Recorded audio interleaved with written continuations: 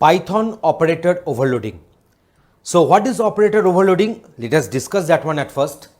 So Python operators work for built-in classes, but some operators behave differently with different types. For example, the plus operator will perform the arithmetic addition when two numbers will be given.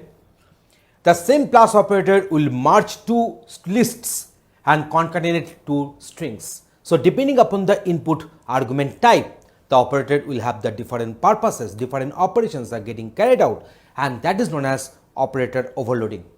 So this feature in Python that allows the same operator to have different meaning according to the context is called the operator overloading. So here we are having a list. Just see here. Addition, we are doing P1 plus P2, say. So actually internally the function which is getting called is P1 dot underscore underscore add underscore underscore, and then within bracket, that is input argument is P2. So here we are having this subtraction. So that is P1 minus P2. We are having this one as P1 dot underscore underscore sub underscore underscore as input argument P2. So here we are having the list. You can easily check them that we have given the operators, then the expression, and internally which method, which operator overloaded method is getting called. So that has been listed in this table in the third column. So here we are having this less than. So here we are having this comparison operator overloading in Python. So previously we are having this operator overloading special functions in Python. So now if you consider the comparison operators, so that is our less than, equal to, double equal to, there is a not equal to, here we are having this greater than equal to, we are having, so less than, that is a greater than or equal to and so on. So these are the operators, these are the expressions, and internally which function is getting called, we have listed that one in the third column. So let us go for one practical demonstration on this concept, that is operator overloading, for your better understanding. So here is the demonstration for you. In this session we are going to demonstrate and illustrate operator overloading which has to be done in our Python programming. We have defined one class, that is the name of the class is myPoint. We know that here we will be considering a two-dimensional point which will have two coordinates x and y. So this is our constructor, and instance variables self.x and self.y will get initialized with the input parameters x and y. These input parameters x and y will have its default arguments, that is 0 and 0. We are also overriding one method, that is underscore underscore str underscore underscore. This very method will be executed whenever we are going to print object under the class myPoint, and it will return one string which will have x comma y only. You see, we have just generated one string here, and that will be returned. We are also overriding one method. This is known as the overloading, that is plus operator. So this plus operator, here you see we have defined one method, that is underscore underscore add underscore underscore. So this method will take one object, that is the other, as input, and it will do the addition in this way. Self.x, that is the instance variable x, and other.x will be added. Self.y and other.y will be added.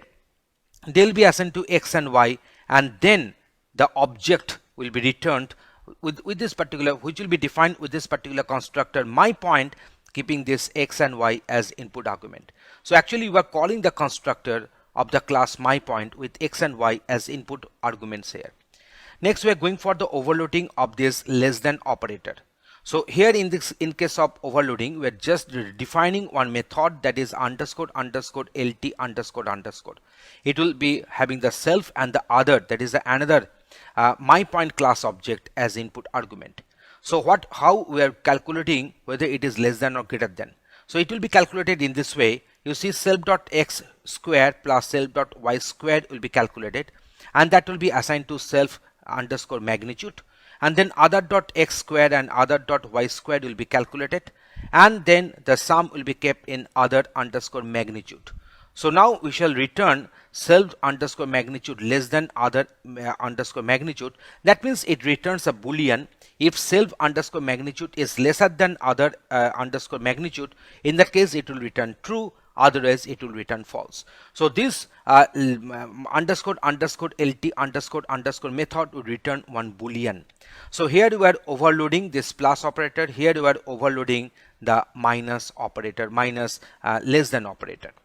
Okay, so now we have defined two objects, that is p1 and p2, under the class myPoint. And here you see this p1 and p2 under the point myPoint. Here we have passed this x and y values as 1 and 2.